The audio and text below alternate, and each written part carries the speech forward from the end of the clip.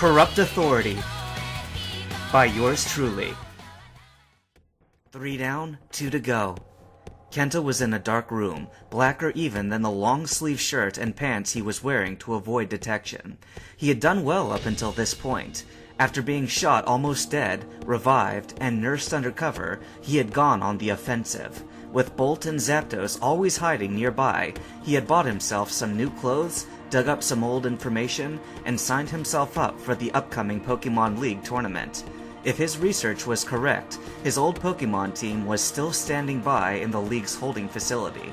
Where exactly that was, he couldn't be sure, but the League record room would doubtless hold some answers.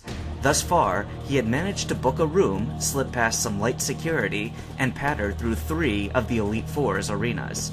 The only trouble he'd received was in Koga's arena, where he tripped over an invisible cord and had to duck to avoid an oncoming spiderweb. Koga's Ariados emerged from the shadows to subdue him for good, but then Bolt had struck from above and smashed the large spider to the floor with a well-aimed aerial ace. Kenta was grateful. Having the Salamence nearby was like having a personal drone that looked out for his safety. Now they walked together, unchallenged, through Bruno's chamber and into the unnatural darkness that was Karen's domain. A light appeared on the stairway leading to the next room. Kenta's heart sunk as he recognized it as the flicker of a lit match. A woman's soft laughter emerged from the dark. "Are you lost, child?" she said. "That is, if you stumbled past the guard in all this way by accident." Kenta cursed his luck, which seemed to abandon him at the end of need, and prepared his mind for battle. "I'm here to look into the status of my challenge team, as is my right," he answered steadily. "And you came all the way out here to do that?" she asked in an amused voice. "All you have to do is access any public computer and simply type in your password to receive that information. Or are you going to tell me you forgot your password?" She was right. It was a lousy excuse, and Kenta knew it. Now that he had been caught, he could try to lie his way out of the situation and try again another night, or he could fight this woman on the spot and risk raising the alarm. Or he could take a giant gamble to his harm or favor and tell the truth. She was, after all, toying with him. "I didn't forget my password," he replied. "It's only 2 letters long. A-U. Ring any bells?" The lights lifted, revealing the form of a long-haired woman in a one-piece black dress. Karen, Dark-type specialist of the Elite Four. "Golden bells," she replied, smiling slyly at her would-be trespasser. "Hello, Kenta. Your voice has gotten deeper, and you seem a little less..." She put a finger to the tip of her nose, as if pondering for the word. "Well, less dead than the media portrayed you as being. So you remember." "I remember any Pokemon master that's beaten me."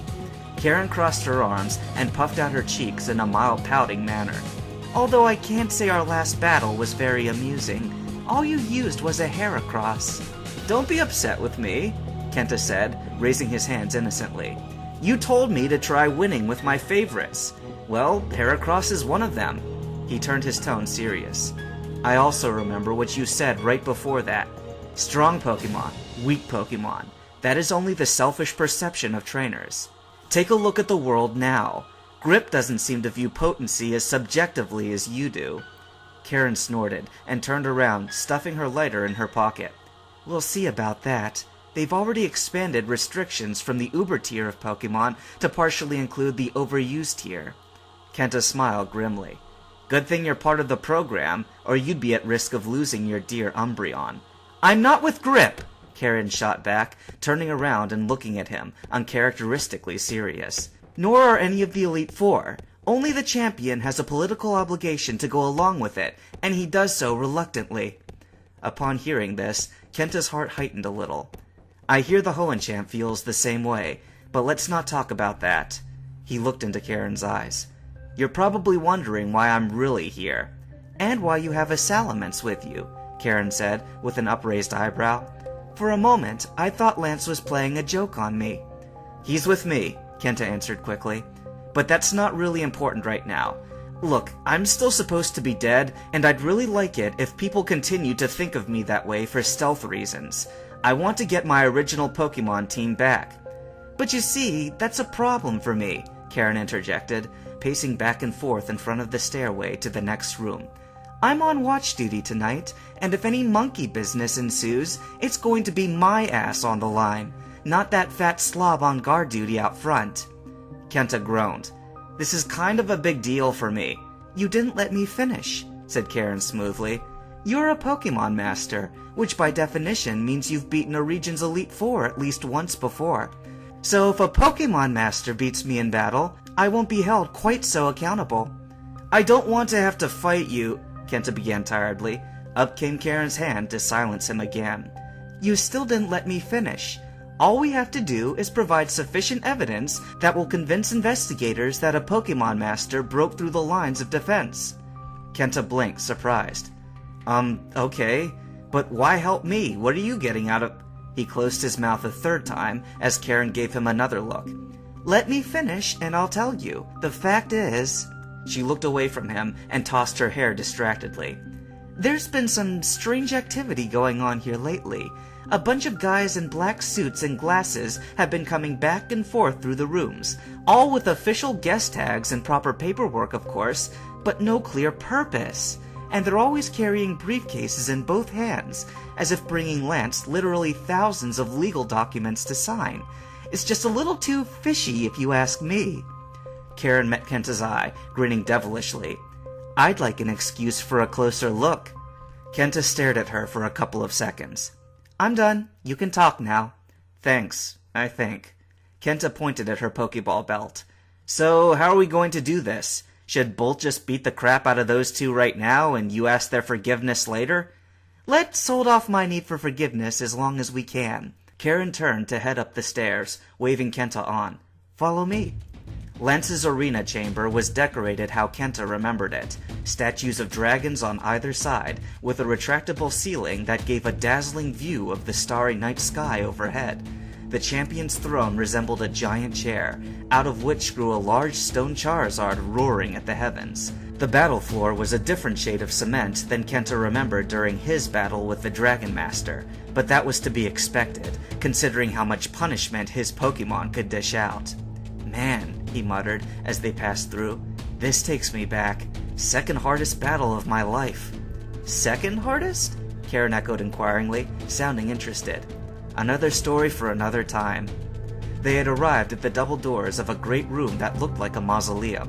Kenta reached out and felt the smooth stone texture, then noticed an electronic keypad on a side banister.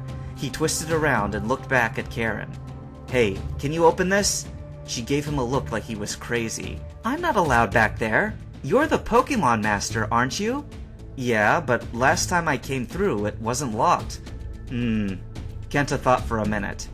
"I'm no computer hacker. I could have Bolt smash right through these doors, but that would probably trigger an electric alarm, unless I snuffed that out too."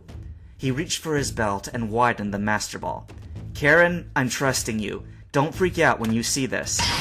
The burst of light that issued from the ball barely diminished as it hovered like an angel above the two trainers. Karen stared at it in dumbfounded amazement. "Is that... Did you... a Zapdos?" "Get a storm brewing," Kenta commanded, ignoring Karen's sputtering for the moment. "After 5 minutes, fry this panel with a lightning bolt."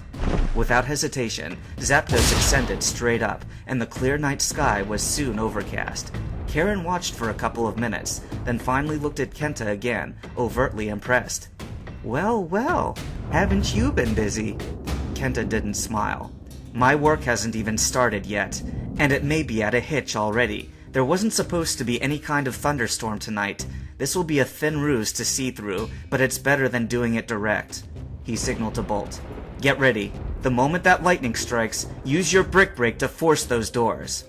"This is a lot of risk you're taking just to look up a few entrusted Pokemon," Karen said, looking around. "I suspect I'll be finding a lot more than just my own Pokemon, wherever they really are," Kenta muttered. "My hair's starting to stand on end. Back up a few paces, get on the ground, and hold your ears." The two of them flattened themselves below the steps, taking care to avoid any and all metal.